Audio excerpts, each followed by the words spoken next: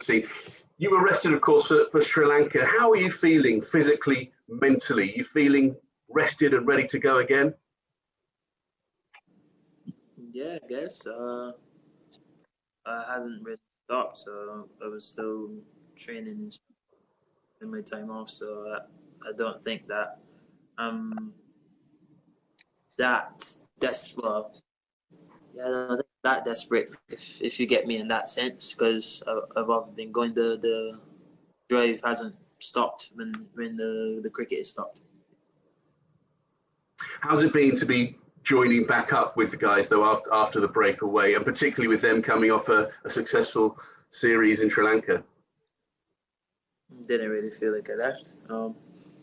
It's the same faces. Maybe one or two are gone now, but it's the same faces that I've left, so you don't feel like you've gone anywhere. You'll be taking on an India team that is coming off the back of a fantastic series themselves against Australia. In the few days you've had out there, have you had a chance to look at the conditions and see what awaits you as a quick bowler? No, I haven't. The pitch only got uncovered today, and they could change between now and Friday, so it doesn't make any sense looking at it now. Normally, we go into these series, people look at people like yourselves, look at Jimmy Anderson and so on, and see what the quicks are going to do. The emphasis in India tends to be on the spinners. Are you prepared for the fact that maybe your work will be long and arduous, and perhaps it'll be the spinners that'll be taking the glory this time? Or do you think there will be something in there for you guys to contribute as well? It doesn't really matter, whatever's for the team, whatever's going to contribute to a win. So if it means that I got to do me and the other seamers have to do the hard work, then fine, so be it. You have played out there before. What are your thoughts on going out there and playing in India? It'll be a different experience, no fans and so on. It's a different ball. I never played red ball over here. White ball is a whole different dynamic, so can't really compare the two. Okay, thanks a lot. Thanks for your time, Jofra. I'll let someone else jump in now. Thank you. Okay, we'll go to Joe Wilson from the BBC. Hi, Jofra. Thanks for your time. Good to see you. Jofra, back in the UK, there are a lot of people who haven't got much to do, to be honest. And looking at you guys and playing cricket in some beautiful weather is a real excitement for people. Are you aware of that? Do you know that you're getting a lot of interest back here, especially during lockdown? Oh, yeah. Well, it's probably one of the few live sports that are on at the moment, apart from the football. So I guess a lot of people will be watching. And we're still waiting to see exactly how it's going to be televised, but there's a good chance, we hope, that it might be on a TV platform that everybody can see. You as an elite sportsman, Jofra, you want as many people to see you as possible, don't you? Yeah, more so the kids as well, because anyone we can inspire obviously just helps the next generation. I'm glad that, well, hopefully it goes through, and I don't think they had Test cricket on since the 5 or 6 Ashes, so it'd be good to have it back on the huge platform. Thanks very much, Jofra. And just quickly, finally, how do you feel about the possibility of there being actual fans in the stadium? It might happen for the second test. Well, till it happens, I'll believe it. But, this year, well, the last 8 months have been just as crazy, and we've been made promises and some of them haven't come off. So today I actually see the fans walk into the gate, and I'll believe it.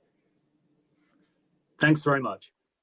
Cheers, Joe. With Scott from TalkSport, please.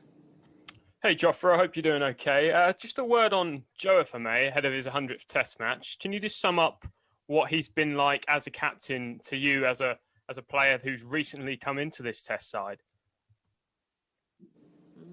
I guess he's been really assuring, not just for me, but for every single person in the team.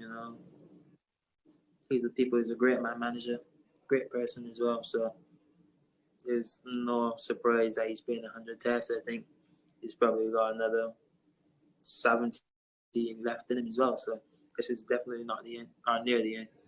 And you look at the 2021 that's coming up in English cricket. You've got this tour now, but you've got an IPL after that, and a home series against India, a T20 World Cup. is this one of those years that you pinch yourself and say, this is why I wanted to play international cricket? Funny enough, I've been looked at the schedule today, and all I can say is going to be a very long year. We're only in January now. Well, February just started, but it's going to be a long year. Got a few series coming up. I think body management is going to be essential if I want to play everything or most of everything. I think managing your body and work is going to be really important.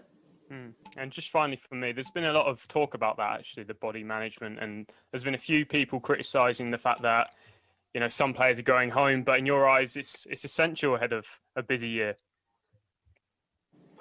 Well, anyone that's criticizing it never spent a week bubble or months, I should say. You know, I saw one golfer left after 4 days.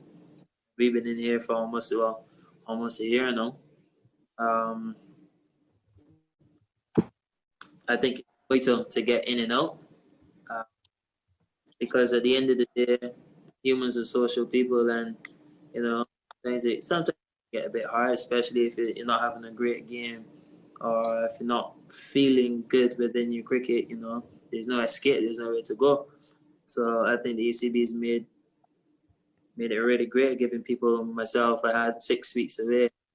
I think Joss is done after this game for a little bit. Sam's gone, you know, so they're making it a priority. Everyone gets a win time away so that we could come back refreshed and ready to go and not drained.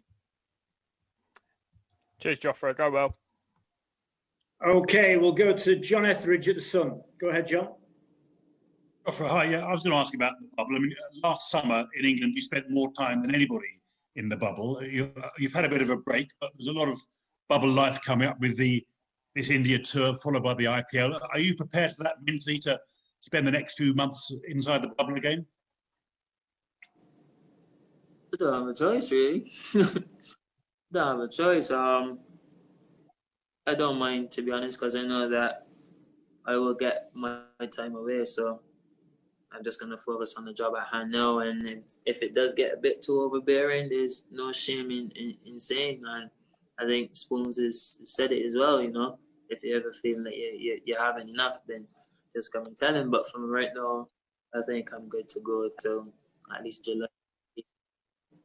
You said you did some training. Did you have to do any bowling while you were in Barbados?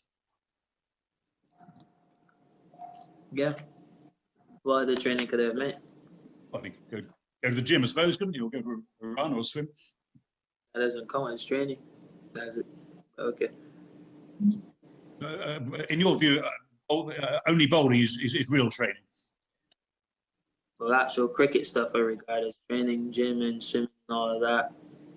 It's just normal, to be honest. Normal part of the day. Yeah. So you feel pretty much up to speed with the bowling, with the test match starting in 3 days' time? Yeah.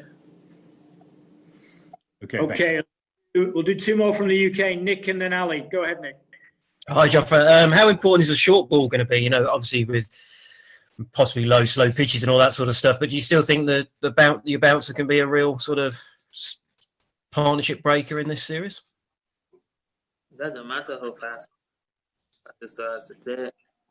So I don't know. I guess, yeah. And have you asked anyone for advice on bowling with a red ball in India? Not really, but we have bowling meetings. We want tips in, so I don't really have to ask. It's already there. Okay, mate. Cheers. No worries. Okay, Ali. Jofra, it was a similar question, but I was just wondering how much you'd seen of the Indian team back in their own conditions and what maybe you'd learned from watching them.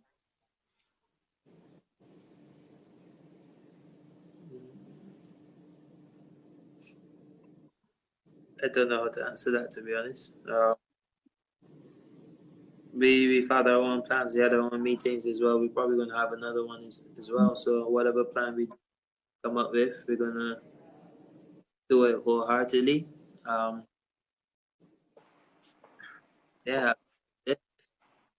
what more to add to that. Okay, is Jasprit Bumrah someone who you admire as a fellow fast bowler? Yeah. What do you like about him?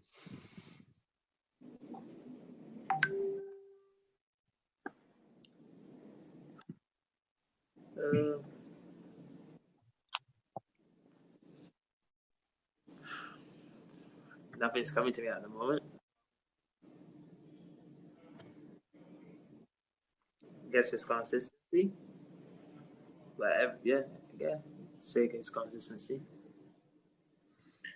Okay, look, we're going to take two more from India and then we're done. So one each from Kushan and then Rohit.